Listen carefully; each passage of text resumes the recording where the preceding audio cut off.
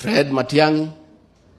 Tumesikiza Wakenya wanasema tupangane, tutafute serikali mpya mzuri ya kusaidia Kenya, na hiyo tunafanya na huyu kiongozi wenu Kalonzo Musyoka,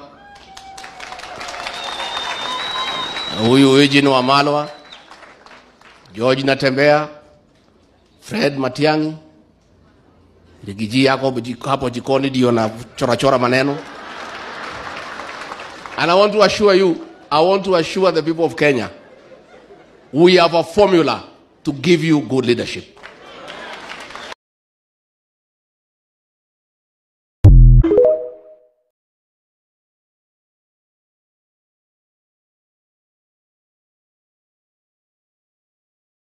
Mimi mambo ya Matiang'i.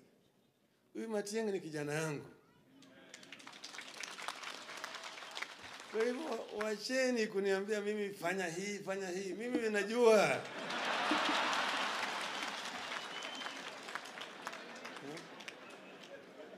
Tulieni kwanza. Mambo bado. Unaelewa sasa? Mambo bado.